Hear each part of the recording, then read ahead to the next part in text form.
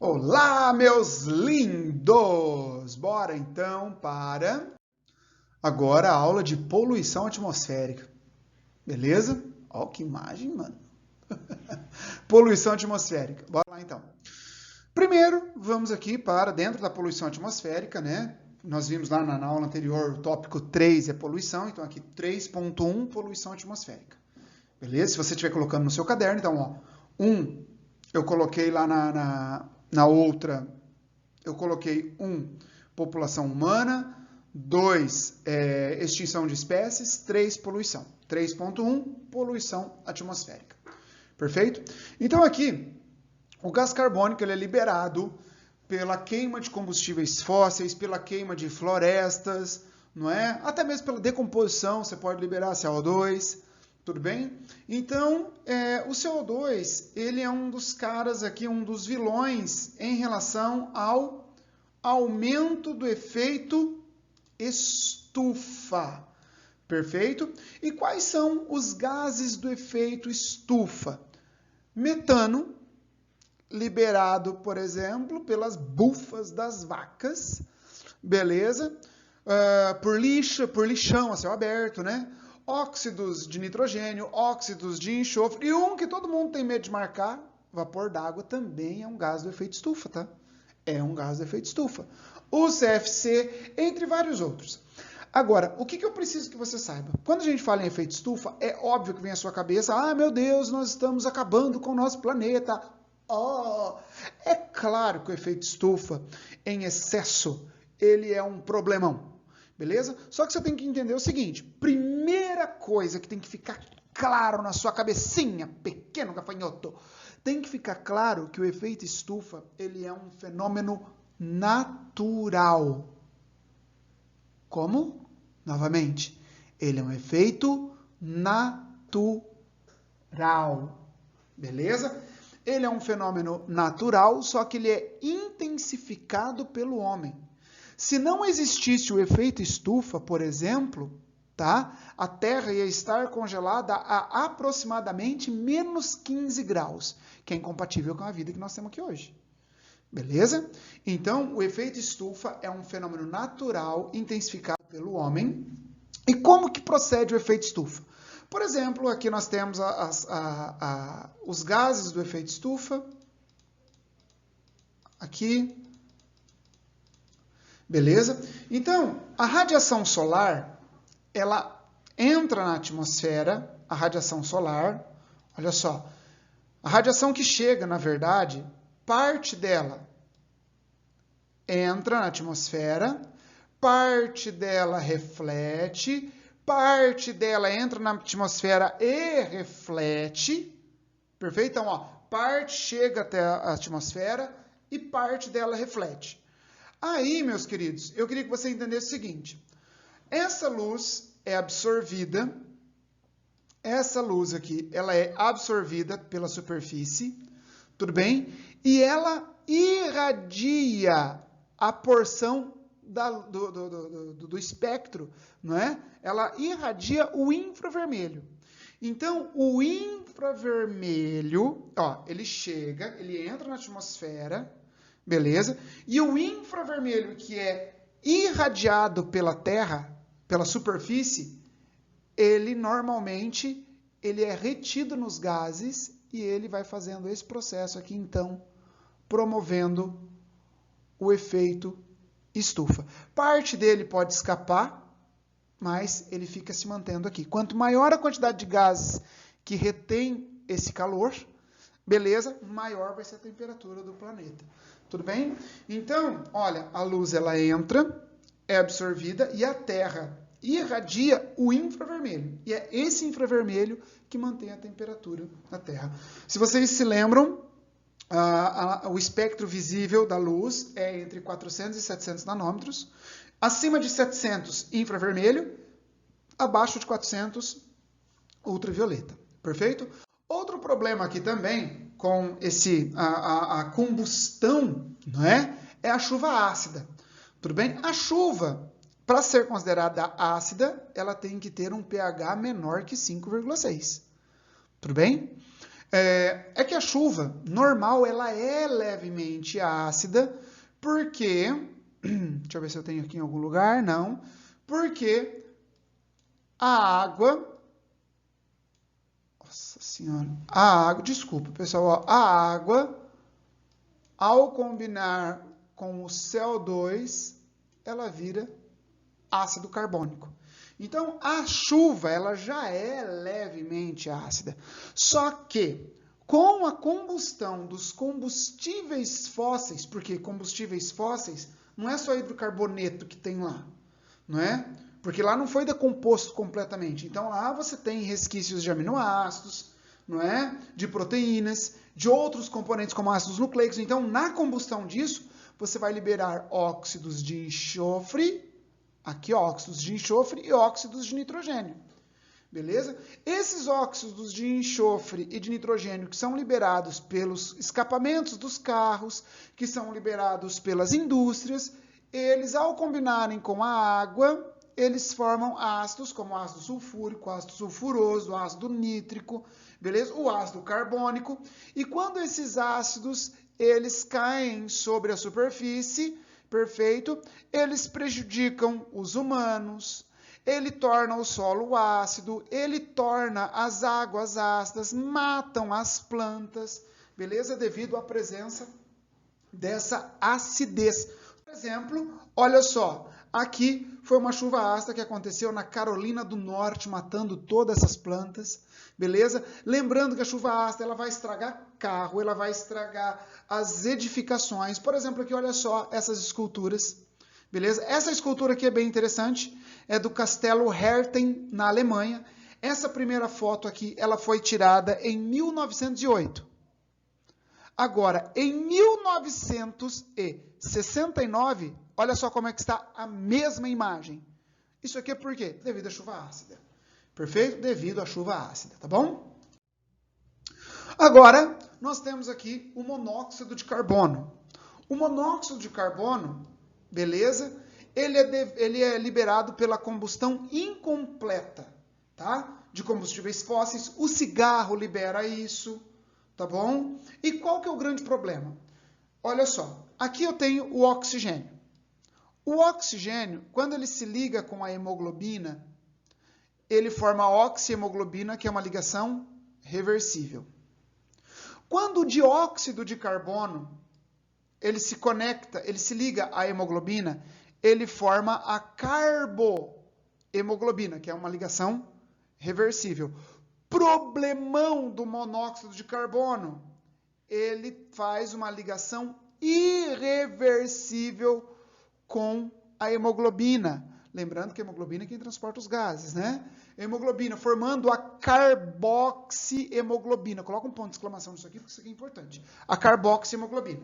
Então, o monóxido de carbono, ele é responsável, então, por uma interação irreversível com a hemoglobina, impedindo que ela transporte oxigênio.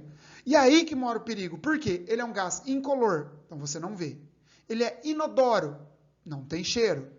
Só que ele é asfixiante, porque ele se combina com a hemoglobina.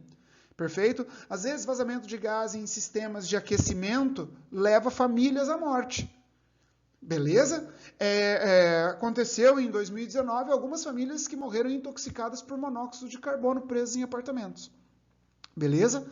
Então, esse monóxido de carbono, tá? Ele é importante você ressaltar que ele causa, então, a asfixia. Por favor, deixa eu apagar isso aqui, ficou muita rabisqueira, né? Eu gostaria que você prestasse atenção nisso daqui. Carbohemoglobina, interação com o CO2. Carboxihemoglobina, interação com o monóxido de carbono. Beleza? Fica esperto com isso daqui, por favor, tá bom? Os clorofluorcarbonos, os famosos CFCs. O CFC, ele é um gás, beleza, muito versátil. Esse gás, ele foi, descoberto pelo pessoal da General Motors, tudo bem? E ele é muito versátil. Ele é utilizado em Olha que legal essa imagem, ó.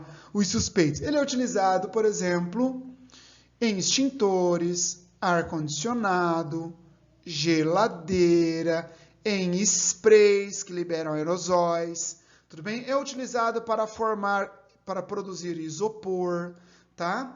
Qual que é o grande problema? Esse gás, ele é altamente estável e ele destrói a camada de ozônio que protege nosso planeta dos raios ultravioleta. Esse é o grande problema. Ele é estável, então ele vai chegar até a atmosfera, tá? E lá ele é degradado pelo raio ultravioleta e degrada a camada de ozônio. Tudo bem? Então, só lembrando que o ozônio, então, ele nos protege dos raios UV. Então, nós temos 3 classes de UV. Nós temos UVC, UVB e UVA. Beleza? Os raios ultravioletas, UVA, eles atravessam por inteiro a atmosfera. Só que ele causa poucos danos para nós. Beleza? O UVB, ele já causa mais danos ao nosso organismo. Por exemplo, câncer de pele. Beleza? Então, esse raio ultravioleta aqui, ele atravessa a camada de ozônio? Sim, porém, aproximadamente 80% ou 90% dele é retido na camada. Então, ó, o raio UVB, em torno de 80% dele é retido na camada de ozônio. Tudo bem? É retido na camada de ozônio. E o UVC, que inclusive é um bactericida, ele é retido completamente na atmosfera. A camada de ozônio, ela é uma camada que ela é dinâmica, ela não é estática, ela é produzida e destruída continuamente. Então, o oxigênio, beleza? Ele vai produzir, por exemplo, ficou feio isso aqui. O oxigênio, ele pela ação de raios menores que 200 nanômetros, ele vai produzir ozônio. Beleza? Ele produz ozônio. Tá bom? Em raios entre 200 e 300 nanômetros, o ozônio é degradado a O2. Então, você tem aqui, ó, deixa eu ver se eu acho aqui uma caneta. Tá? Ó, o oxigênio em raios menores que 200 nanômetros, ele produz o ozônio. E o ozônio, ele é degradado em raios entre 200 e 300 nanômetros. Tudo isso é ultravioleta. Perfeito? Então, ela é uma camada dinâmica, então ela está sempre produzindo. E ela é produzida onde? Na estratosfera. Beleza? Que fica entre 20 quilômetros, mais ou menos, de altitude. Perfeito? Aqui, então, é a troposfera e aqui é a estratosfera. Tudo bem? E aí, como que acontece essa reação com os clorofluorcarbonos, então? Acontece da seguinte forma. Os raios ultravioletas, eles atuam sobre os clorofluorcarbonos e liberam, então... Opa, deixa eu trocar de caneta aqui, por favor. Cadê meu mouse? Aqui. Ó, e ao atacar o clorofluorcarbono, ele libera um cloro. Beleza? Esqueci de colocar o menuzinho ali, tá? Libera o cloro. Esse cloro agora, ele reage com o ozônio. Ao reagir com o ozônio, ele forma um óxido de cloro, que é uma substância altamente instável, e libera O2. Esse óxido de cloro reage com o oxigênio, formando oxigênio e liberando cloro, Cl-. E esse cloro, ele vai reagir novamente com o ozônio, e assim ele vai destruindo a camada de ozônio. Como efeito da destruição da camada de ozônio, você vai ter o aumento da passagem dos raios UV, que destrói, em excesso, destrói os aparelhos fotossintéticos, destruindo, então, o fitoplâncton, aumentando as taxas de mutações, inclusive levando ao aumento na incidência de câncer. Beleza? Tranquilo? Então, tá bom. Cegueira também em insetos polinizadores, tá bom? Inversão térmica, meus amores. acontece em especial, só um pouquinho aqui.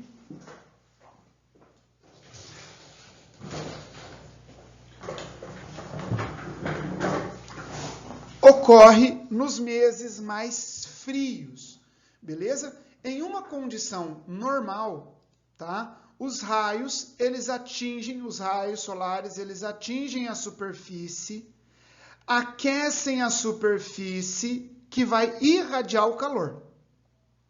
Perfeito? Dessa forma, próximo da superfície, às vezes você vê na câmera, eu estou olhando mais assim, é porque eu estou fazendo as flechinhas aqui, tá? Então, ó, próximo da superfície, então, vai ser mais quente. Posteriormente, esse ar vai ficando cada vez mais frio. Então, é importante salientar que o ar frio, ele desce e o ar quente sobe. Perfeito? Porque o ar quente é menos denso que o ar frio. E com esse ar frio descendo e subindo, geram então as correntes de... Deixa eu apagar aqui, ficou muito risco, não é? Geram então as correntes de convecção, onde o ar quente ele sobe e o ar frio ele desce, formando as correntes de convecção, beleza? Formando as correntes de convecção. Então, no fluxo normal, eu tenho aqui uma temperatura maior próxima ao solo e conforme eu distancio, a temperatura ela fica menor. Perfeito? Isso em condições normais. Agora, em uma condição de inversão térmica, que normalmente acontece no inverno, o que acontece? A luz solar ela não atinge com tanta eficiência a superfície para aquecer a superfície da Terra, a região mais próxima da superfície. Então, o que vai acontecer?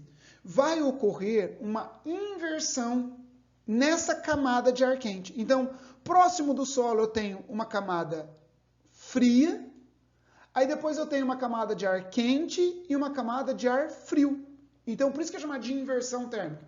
Porque se você olhar no anterior aqui, ó, ar quente, frio, mais frio. Agora eu tenho ar frio, quente, frio de novo. E qual é a consequência disso? Como aqui o ar é frio, a tendência desse ar é... Deixa eu pegar aqui. A tendência desse ar é descer. A tendência dele é descer. E a do ar quente, aqui, é subir. Então, nessa região aqui, as correntes de convecção, elas param. Como as correntes de convecção aqui elas param e fica apenas o ar frio, esse ar frio ele carrega, deixa eu pegar outra cor aqui, esse ar frio, então ele carrega os poluentes para baixo, causando problemas respiratórios, causando alergias nos olhos, trato respiratório, todos esses problemas que nós encontramos nas grandes cidades em época de inverno, quando acontece a inversão térmica. Então, a inversão, ela é um processo que ocorre principalmente nos meses frios, tá? E esses poluentes, eles ficam aqui nessa região. Beleza? E nesse local aqui, como está cheio de poluente, pode ocorrer um processo chamado smog fotoquímico. Esse smog fotoquímico, beleza? Ó, deixa eu pegar aqui uma cor. Ismo, aqui ó, smog, esse SM vem de smoke, que significa fumaça. Esse og vem de fog, que significa neblina. Tá? Ele é resultado, então, da inversão térmica. Nesse caso, a luz ela reage com os óxidos, beleza? Causando, então, uma reação liberando monóxido. E aqui atrás da minha cabecinha está o ozônio. Ah, professor, então isso é uma coisa boa. Não e não. Por quê? O ozônio ele é importante lá na estratosfera. Em baixas altitudes ele é poluente, beleza? Então esse cara ele é poluente na estratosfera, na troposfera. Tudo bem? Ele vai causar alergias, ele causa efeitos danosos nas plantas, por exemplo, o ozônio em baixas altitudes faz as plantas consumirem mais energia, gastando energia à toa, beleza? E agora eu queria que você entendesse o seguinte. Aqui eu coloquei um termo poluição secundária. Poluição secundária. Por que isso aqui é uma poluição secundária? É assim, quando você tem uma queimada e libera esse poluente para a atmosfera, liberou para a atmosfera, isso é poluição primária. Por exemplo, o óxido de nitrogênio pode ser liberado pela queima de combustível. Queimou o combustível, liberou para a atmosfera esse dióxido de nitrogênio. Perfeito? Isso é poluição primária. Agora, quando esse poluente ele sofre reações na atmosfera, ou com a água, ou com o oxigênio, ou com outros poluentes, até mesmo hidrocarbonetos, aí vai gerar uma poluição secundária. Tá? Então, aquela poluição que é liberada diretamente, poluição primária. A reação dos poluentes gerando um segundo poluente, aí é poluente secundário. Perfeito? Aí é poluente secundário. Tá bom? Aqui você tem o efeito visual do smog. O efeito visual do smog, tá? O efeito visual dele é essa camada arroxeada aqui, ó. Tudo bem? Isso pode durar dias, pode durar horas ou pode durar semanas, tá? Se você estiver em um local, por exemplo, ó, aqui tá a cidadezinha assim, aqui ela fica num morro. Aqui tá a cidadezinha, ó. Aqui. Quando a cidade ela está em morro, como o fluxo dos gases é menor, é mais difícil de se espalhar, isso aqui dura mais tempo. Beleza? Tranquilo, então? Assim, então, nós fechamos a poluição atmosférica. Beleza? Um grande beijo.